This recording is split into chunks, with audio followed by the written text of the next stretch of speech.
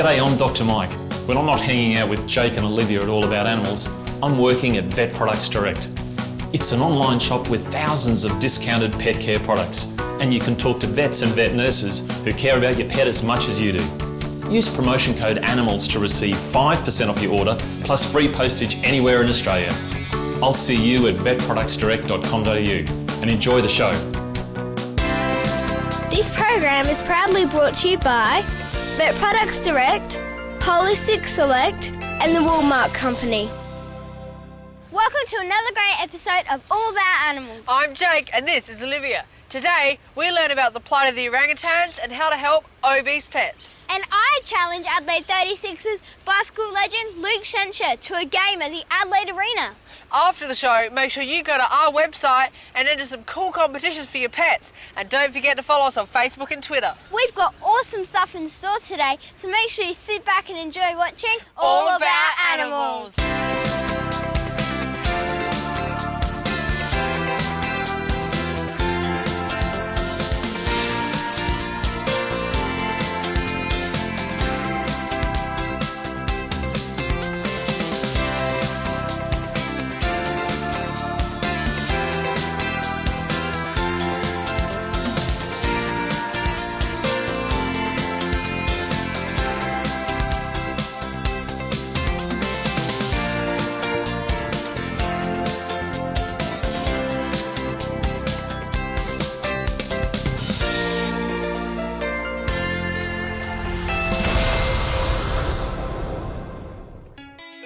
The plight of the orangutans has been a big topic lately, and especially how palm oil is affecting them. I heard that Robern Menz were making a difference, so I went to chat to Richard Sims to find out more. So Richard, the use of palm oil is the greatest threat to orangutans. Why is this? Palm oil has been a hot topic of recent times, with unsustainable practices used by palm oil companies having a negative impact on the environment through deforestation, causing habitat loss for endangered species. So what is Robern Menz doing to help? As of today, all products that we make will contain certified sustainable palm oil, CSPO. We're really proud to make that announcement and have a really good impact on all current and future orangutans. That's fantastic. What is sustainable palm oil? Well, sustainable palm oil is oil that we buy from our oil companies who have not cut down any trees for the last 7 years. And they make a positive impact on the environment. Oh, that's fantastic. So what does this symbol mean? That symbol there is our certification to sustainable palm oil. Wouldn't it just be easier to remove palm oil altogether? Removing palm oil and replacing it with other vegetable oils may seem like a simple solution. However, it's not. Palm oil produces more oil per area than any other vegetable oil.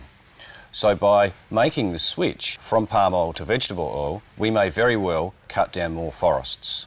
So the solution really is to use sustainable palm oil, not other vegetable oils. So which products can we buy and enjoy knowing that we're helping the orangutans? Well, because none of our products contain unsustainable palm, a good example is Choc Honeycomb, Men's Chocky Snakes and Men's Chocky Froggies.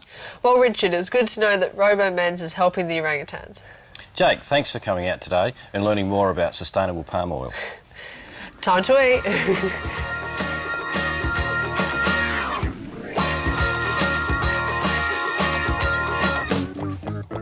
That's awesome. I love chocolate and know now only to buy Robern Menz products because they're not hurting those gorgeous orangutans.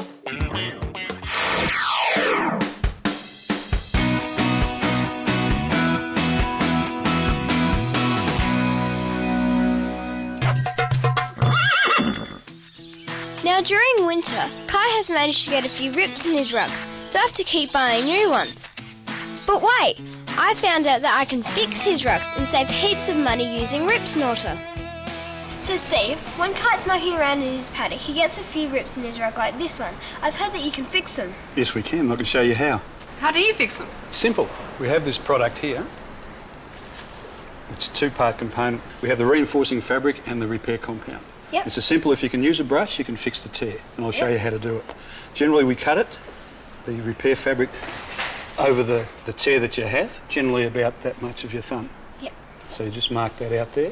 Once you've placed it in on the rug and you apply the masking tape all the way around, that just gives you a nice square edge around to work in. Place one on the other side. Once you've done that, you can remove the repair fabric which you've cut before, give it a bit of a shake. Yep. Open it up, and it's just a brush. Put some product on the brush and just simply apply it like you were brushing your kitchen table. Okay. It's as simple as that. Like to have a go, Olivia? Okay. Don't be frightened. So how does the product help repair the rip? What it does is, by using the repair fabric, is to remove the stress from where the tear has begun, Yep. and it moves it to the edge. That's the repair medium, which gives it its extra strength. Okay. Would you like to have a shot, Jake? Yeah, okay. No worries. Don't be frightened to put the product on.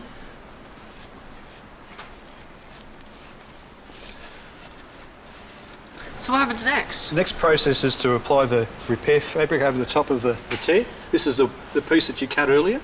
Yeah? Yep. You just simply place it over the area. Keep it as neat as you can. Or you can make it as ugly as you can if you like. Just tamp that in, and then you just apply more of the product over the top. Is that all? That's all you have to do. Job's completed. All you need to do now is to remove the tape to reveal a nice straight edge, a nice neat finish. All right.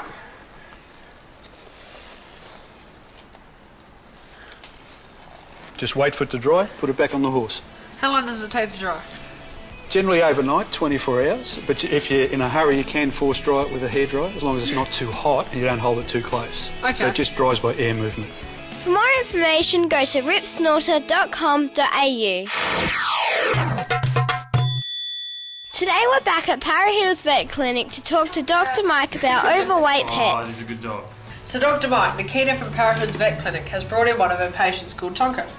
Well, it looks like there's quite a story here. What's going on, Nikita? Definitely is. Tonka is a 5.5-year-old staffy. He is currently 38 kilos and should be around about 25. So he's a little bit overweight. That is a big story. There must be something going on in the background. What's happening that Tonka's got to this sort of position? I think it's just a little bit too much food and not enough walking and exercise. Oh, okay. I'd just like to go through with you guys how we can handle a situation like this, how we can avoid it, and if we find that we're in this situation, how can we get out of it? So I might just work through that with Jake and Olivia now. Beautiful. Thanks, guys. Thanks, No worries, Nikita. thank you. So Mike, how big a problem is obesity for dogs? It's actually a really, really serious problem. Some recent research in Australia shows that probably around 40% of our pets are either overweight or clinically obese. That's a huge problem and it's growing all the time. The sort of strain that it puts on dogs like Tonka is incredible. It has a very negative effect on their joints. It puts more pressure on their heart, increases their chances of diabetes. So it's a very, very significant problem. So why do they get obese? I think it's the way that our lifestyles are changing. You know, we're living in smaller backyards and these guys are just not getting the exercise that they're used to. We've often got less time on our hands, so we're not exercising properly.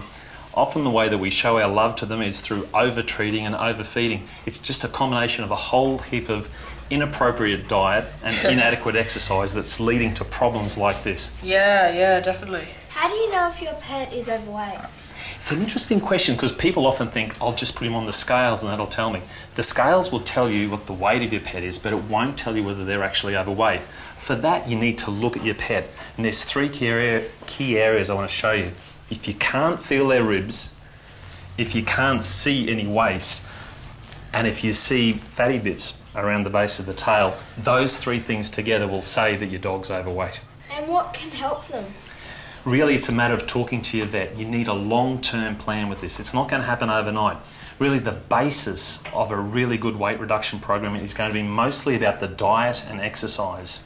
Holistic Select produce a really good weight management diet, and it's got some special characteristics that can help with an overweight pet like Tonka.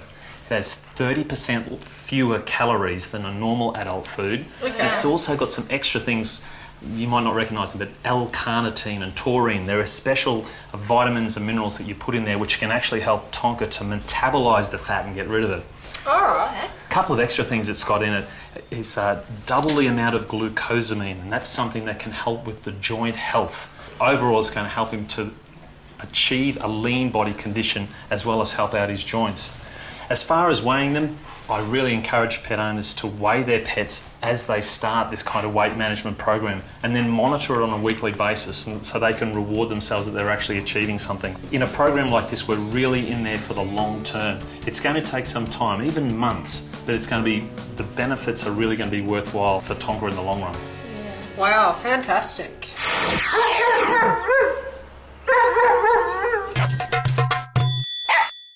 Apart from her behaviour issues, Candy seems to be aggressive towards cats. Now, because we have cats and foster kittens, I asked George to help me with this problem as well. So let's bring the cat a little bit closer so she can see it. Yep.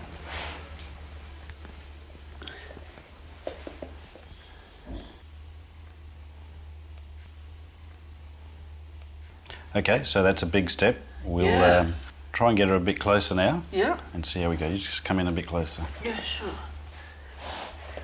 So it's very important to associate the cat smell with passiveness, and when the dog is passive, you reward.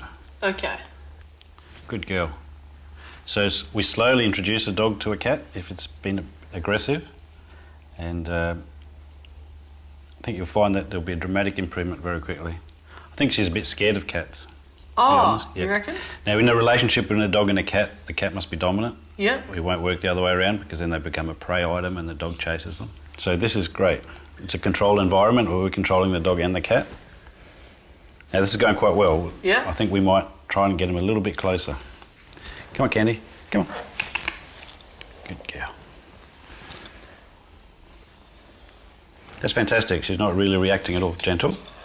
So if she starts to show any signs, I'll give her a little tap to snap her out of it. And when she's passive again, gentle. Let me grab the cat. Yeah, and sure. we'll see if we can introduce him a little bit closer. Gentle. Gentle. Okay, so I'm just letting him settle here. We want it to become a bit more relaxed than that.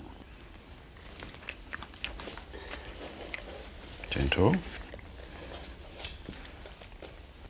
Great, so she's trying to initiate some play now, which is a really good sign. But we won't do that yet, we won't take that risk. But there's no reason why a couple more goes at this and they can't become good friends. Okay, Jake, I'll give you the cat back. Yeah. Let's put her on the ground and see how the dog reacts then. Okay. Leave. Leave. This was really scary. I had no idea what Candy was going to do near the kitten. The kitten was certainly wanting to say hello. It was amazing to see her just look at it without trying to attack it. Great job, George. Try George's tips for yourself. A cat will only trust a dog if the dog is in a calm state. Bring the dog into the cat's area on a leash. You can only have influence over your dog's behaviour if you are the pack leader. Cats need to be higher in the pack than dogs to coexist peacefully, so allow your cat more privileges. Please visit sitdropstay.com.au for more information. On our previous show, we learned how to shear these merino sheep, which was really interesting and pretty difficult too. And even Jake got to have a go. Now we know the sheep get put back into the paddocks after they've been shorn, but what happens to the wool? Well, here's what we found out. When the wool is shorn, it's called greasy wool, and it has to be classed before it can leave the farms. The next step is called skirting. This is when they remove all the inferior wool from the fleece, and this is important for good clip preparation. The fleece is then rolled up and presented to the wool classer. It's classed into 5 main categories. Fleece, which is the bulk of the wool from the body of the sheep. Pieces, which are dirty, coloured and have sweaty edges from the fleece. Bellies, which is the wool from the belly of the sheep. Crutchings is the wool from the tail section of the sheep, which can be pretty dirty. And locks, which is the short wool made from the actual shearing process. Any wool that is of poor colour, shorter, weaker or unusual in any way is separated from the main lines. The wool classer will describe lines of wool using set bale descriptions. Okay, now I think we should have another chat to James from Michelle Wool to see what happens next. When the wool is shorn, it's what's called greasy wool. So the first thing is it needs to be cleaned. So that's what we do first. We scour the wool, and that's a process basically that involves washing the wool in detergents and slowly but surely getting it cleaner and cleaner as it goes through each part of the scouring line. So it's not very dissimilar to washing your clothes at home in the laundry, but we do it on a very commercial scale. So we wash about 20 million kilos of wool a year. So it's a bit more complicated than the laundry tub at home. Next week, we take a look at scouring and carding, which is when the wool starts to get cleaner. For more information, go to meh.com.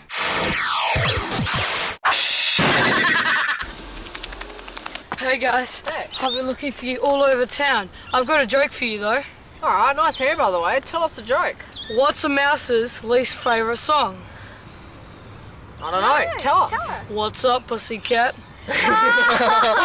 Good Get it? one, that's a Good really one, good yeah.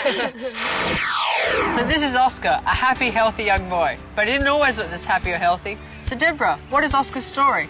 Oscar spent the first 5 years of his life in a puppy factory, and he was just used as breeding stock to supply puppies to pet shops.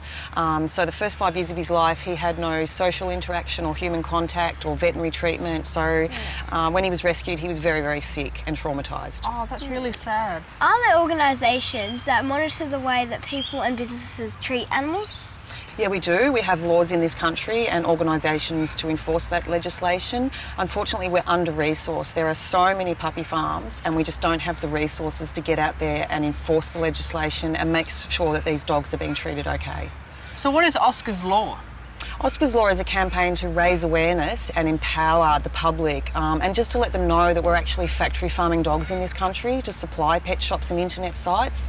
So it's a way to get the message out there, and Oscar's Law believes that the power is in the hands of ordinary people in the choices they make about where they're going to buy their next pet from. How many puppy factories are in Australia? There are literally hundreds of puppy factories. This industry is just huge, it's enormous. So where can we buy a puppy knowing that it's not coming from a puppy factory? We promote rescuing a dog from a pound, a shelter or the rescue group. There's so many dogs that are deserving of a second chance and they just need a second home. Or going to a reputable registered breeder, but avoid going to pet shops or buying one on the computer online because that's where the puppy farmers sell their puppies. So how can the public help Oscar's Law? The most powerful way to help Oscar's Law is to raise awareness, to tell everyone you know that we are factory farming dogs in this country, not to go to the pet shops, and also to lobby your local politicians and let them know that we don't want this industry in our country. We want better treatment for our pets. So Debra, you created Oscar's Law, so what inspired you to do this? Look, dogs are our best friends, they're our companions, and when I found out that we were factory farming them, I just think they deserve so much better treatment. Yeah. They're our best friends, and I think puppy factories are just a huge betrayal to that friendship. Yeah. So have you had any help from well-known Australians? Yeah, we have. We've been contacted by a lot of celebrities and personalities, and they're all up on our website, and even the Essendon Football Club have contacted us lending support. So where can people find Oscar's Law? They can go to our website, which is www.oscarslaw.org, but we've also got a Facebook page as well. Well, Debra, you're doing an awesome job. So on behalf of Holistic Scent, we'd like to give you this bag of small and mini breed dog food, especially for Oscar. Thank you, that's very nice. No problems. Well, thankfully, Oscar's story is a happy ending. Unfortunately, some dogs aren't the same. Make sure you spread the word about Oscar's Law. So for your chance to win a year's supply of Holistic Slate pet food, go to allaboutanimalstv and enter the competition. Viewer Pets is brought to you by Para Hills Vet Clinic. Yes, it's that time again. Viewers Pets. I get lots and lots of great photos of your pets emailed in, and I love looking through them all. I've picked out a few to share with you, so let's take a look. Our first viewer pet has been sent in by 10-year-old Isabel from Raceview in Queensland. Isabel's dog Jack is a long-haired Chihuahua. He's 2 years old and was born on Christmas Day, so Isabel never forgets his birthday. Jack is very funny. He smiles at Isabel when he gets excited, and he follows her everywhere. Isabel is teaching Jack to go through an obstacle course in her backyard. Our next photo has been sent in by Matthew, who is 11 from Hayfield in Victoria. Matthew started feeding the magpies in the paddock, and then they started coming to his front door.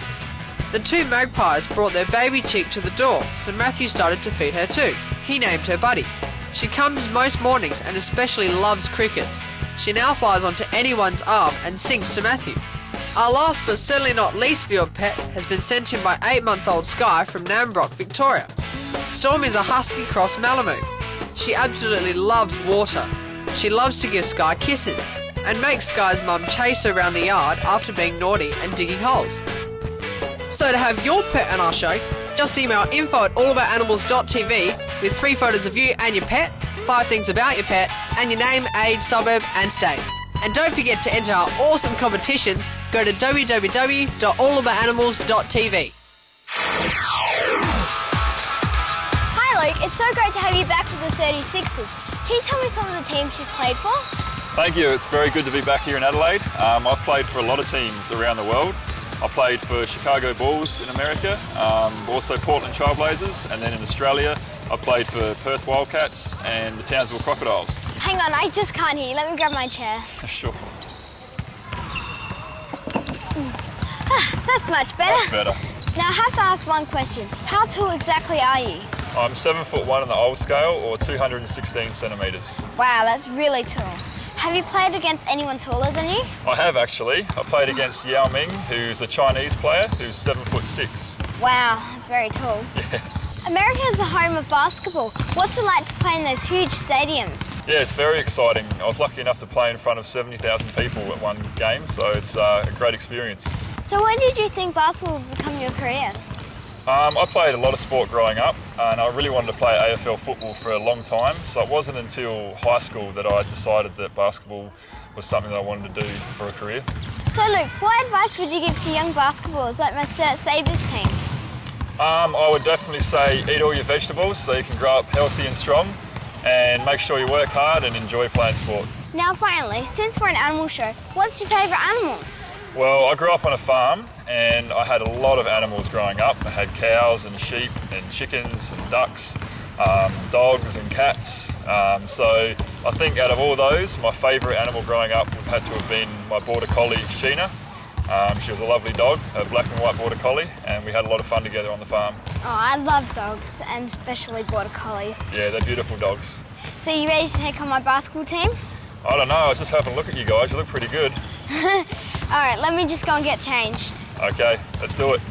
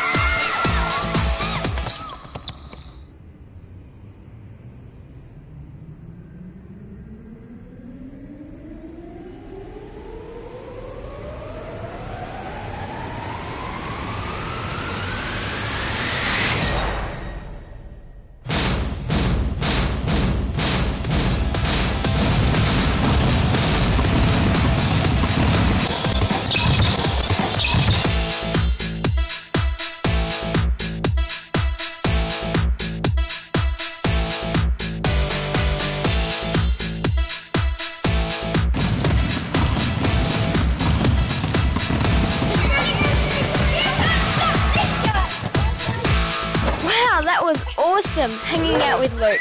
My team's going to take some of his tips back to our games. He's a real inspiration. Awesome show, wasn't it? It sure was. Now it's time for you to go to our website and enter some great competitions for your pet. And don't forget to follow us on Facebook and Twitter. Thanks for watching and see you next time.